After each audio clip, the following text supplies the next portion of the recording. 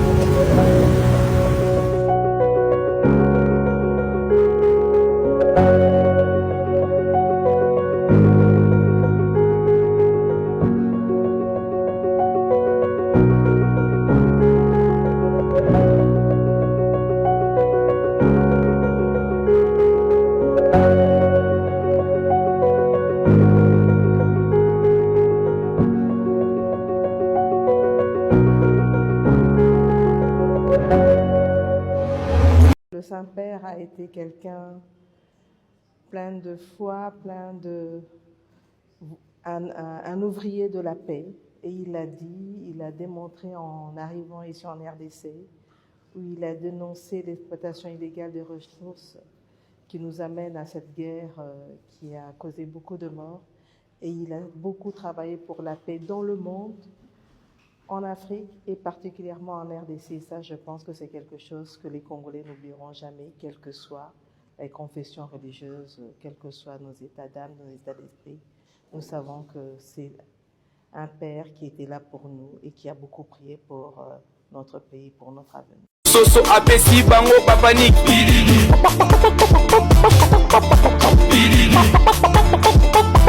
Un mois après sa sortie de l'hôpital, sa présence était incertaine. Le pape est finalement apparu au balcon de la basilique Saint-Pierre.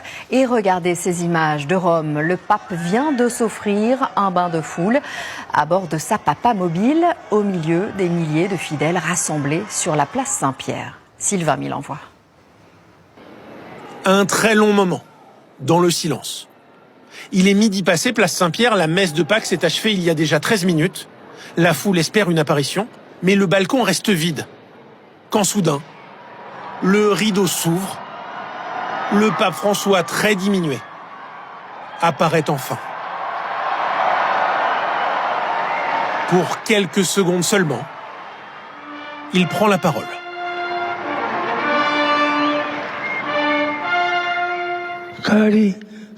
Chers frères et sœurs, joyeuse Pâques. Très diminué, le pape François, 88 ans, le plus vieux pape en exercice depuis 600 ans, laisse l'un de ses proches, l'archevêque Ravelli, lire son traditionnel message Urbi et Orbi à la ville et au monde. Un message de paix, tourné vers l'Ukraine, l'Afrique, et plus particulièrement vers Gaza. Le pape y dénonce l'antisémitisme, tout en prenant position. C'est une situation humanitaire dramatique et ignoble.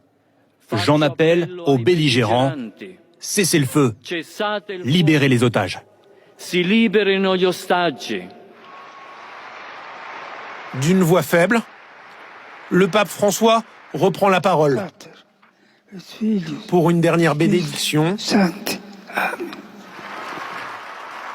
Puis discrètement, il salue la foule et quitte le balcon, mais ne disparaît pas. C'est en papamobile qu'il va à la rencontre des fidèles, moins de 2 mois après avoir survécu à une double pneumonie. Mes condoléances na catholique nyonso na Congo. Nana ndimaki le 17 sur les semaines prochaines, il y a Pâques. Papa Salimès, malgré vous ezalaki te. Na tongo nango akofi na 7 35 sur 34 sur 37.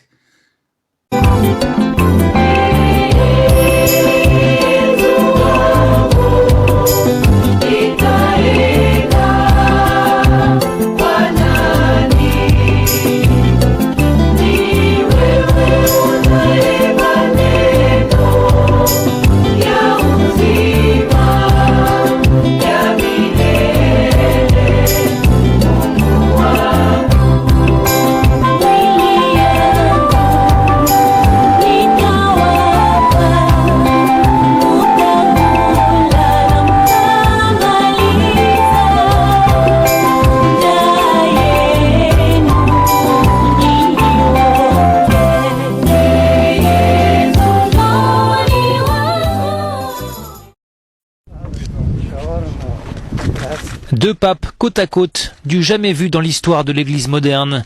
10 jours après son élection, le pape François a rencontré son prédécesseur Benoît XVI, devenu sa sainteté pape émérite après sa renonciation pour raison de santé. La rencontre a eu lieu à Castel Gandolfo, la résidence d'été des souverains pontifes au sud-est de Rome. Les deux hommes vêtus de blanc se sont entretenus en privé durant 3 quarts d'heure, puis ont déjeuné ensemble dans une ambiance qualifiée de familiale par le porte-parole du Vatican.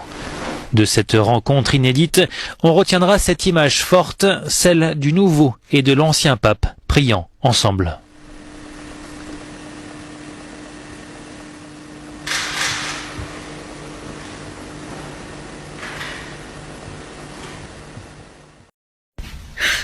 你别笑，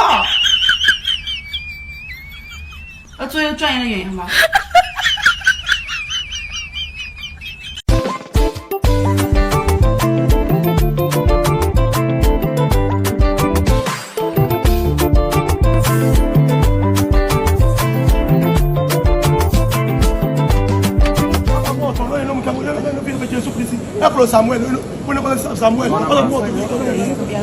？Samuel, après Jésus Christ, c'est lui Pedro, Pedro morto, ecco lo Samuel qua.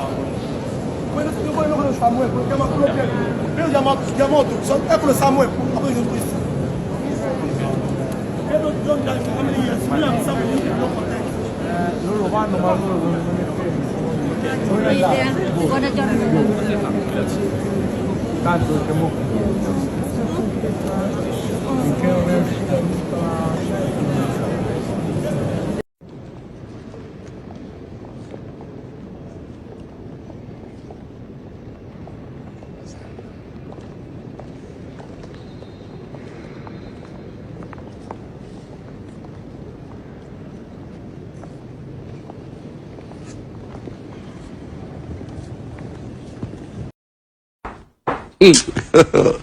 God have mercy upon us.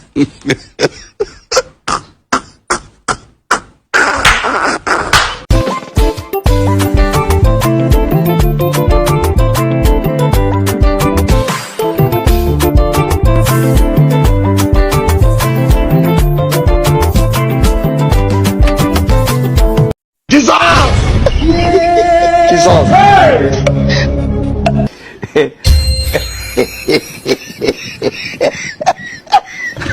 De la succession du pape François va s'ouvrir dans les prochaines heures, dans les prochains jours. On va voir s'afficher à l'écran 3 visages. Il s'agit de celui du cardinal guinéen Robert Sarah, le cardinal ghanéen Peter Turkson ou encore le cardinal congolais Fridola Ambongo. François Mabille, est-ce que le successeur de François pourrait être un de ces 3 hommes? Oui, bien sûr. Je dirais qu'ils ont des profils différents, bien évidemment, mais rien n'empêche que l'un des 3 soit effectivement élu pape.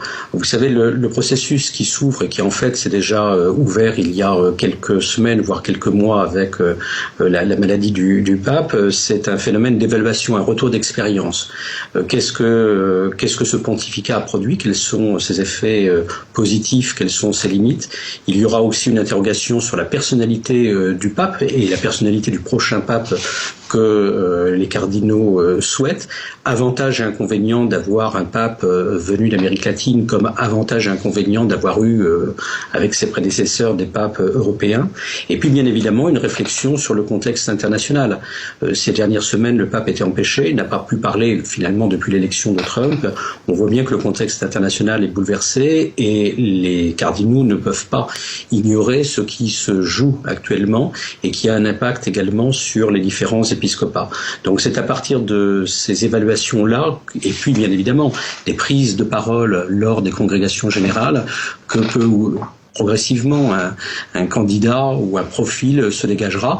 Si une majorité de cardinaux souhaitent des profils, je dirais, plus intransigeants, plus doctrinaux, alors le cardinal Sarah que vous avez mentionné peut tout à fait être pape. Si on souhaite un homme qui finalement se retrouve derrière la pastorale d'ouverture du pape tout en restant plus strict peut-être sur les ouvertures doctrinales, alors le cardinal Ambongo pourrait être nommé. Je voudrais juste finir en vous disant que l'internationalisation de la curie romaine qui a été mentionnée, alors qui a commencé tout de même il y a longtemps sous Pie XII, doit être également pondérée par un autre facteur, c'est-à-dire que beaucoup des cardinaux principale de la soirée, cette fumée noire au Vatican, cette image, donc pas de pape aujourd'hui après le premier jour du conclave.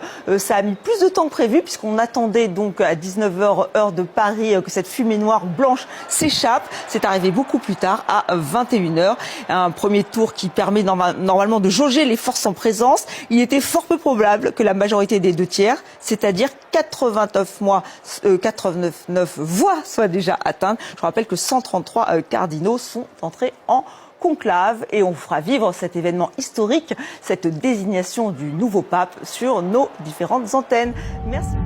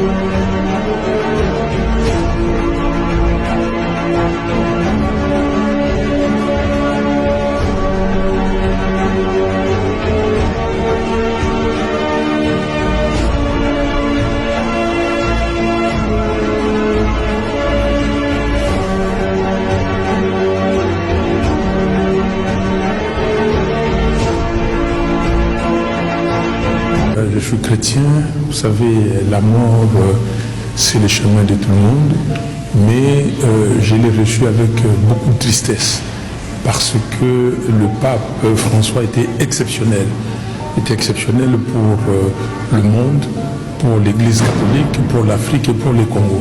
Sa venue au Congo en 2023 nous a beaucoup réconfortés. Le message qu'il a donné et au monde entier pour laisser libérer les Congos, libérer l'Afrique, le message qu'il a donné aux Congolais, pour dire aux Congolais, voilà, vous avez besoin de réconciliation, vous avez besoin de la paix. C'est un message d'espérance. Donc, cette mort nous a attristés, mais nous disons c'est la voix de tout le monde.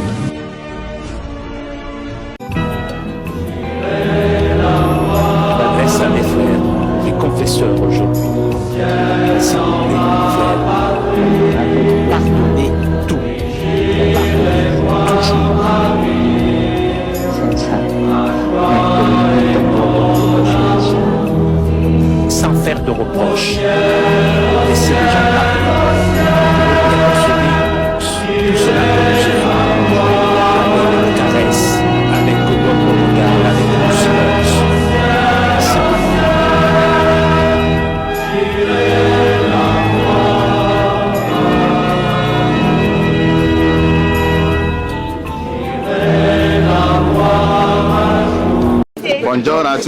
À la veille du conclave, les cardinaux arrivent des 4 coins du monde pour se réunir au Vatican. Parmi eux se trouve le prochain pape. Mais pas question de laisser échapper une confidence ou de montrer une préférence. C'est déjà la journée du silence. À compter de demain, ils voteront 2 fois par jour pour élire le successeur au pape François. Leur horaire est minutieusement organisé. Ils sont tous logés dans l'enceinte du Vatican et seront escortés 2 fois par jour par autobus vers la chapelle Sixtine afin de tenir le vote. Les cardinaux devront abandonner téléphones cellulaires et ordinateurs et toute communication avec l'extérieur est interdite. Mais ils peuvent parler entre eux entre les sessions de vote, dit ce spécialiste du Vatican. Lors des repas ou dans les périodes de pause, c'est là que les vraies discussions ont lieu. Avec 133 cardinaux électeurs, originaires de 70 pays sur 5 continents, la tâche de nommer le nouveau pape pourrait être complexe.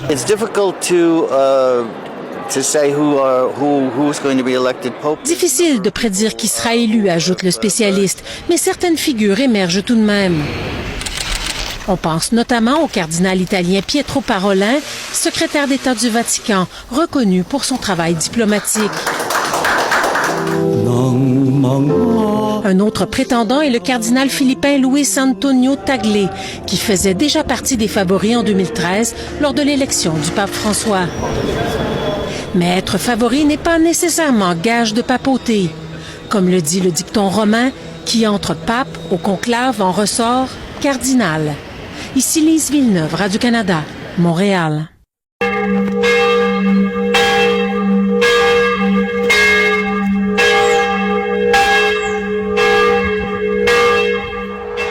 Annuncio nobis muandio magnum habemus papam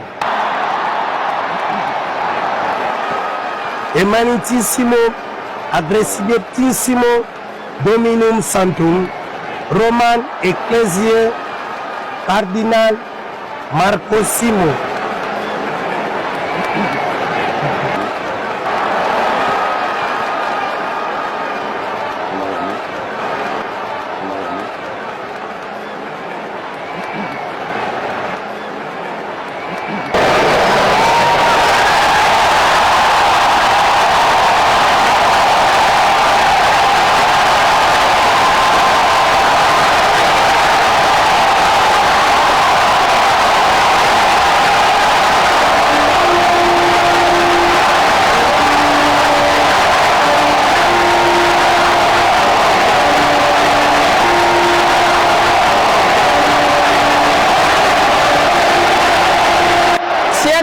Conta mi amore sì che te lo conte.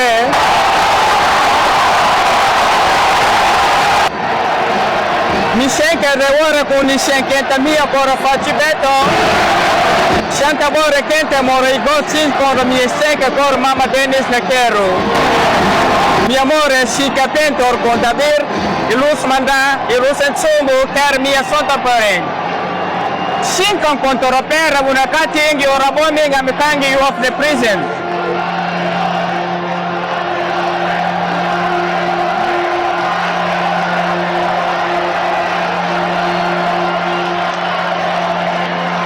The Pater, the Fili, it's Fili Santos. Amen.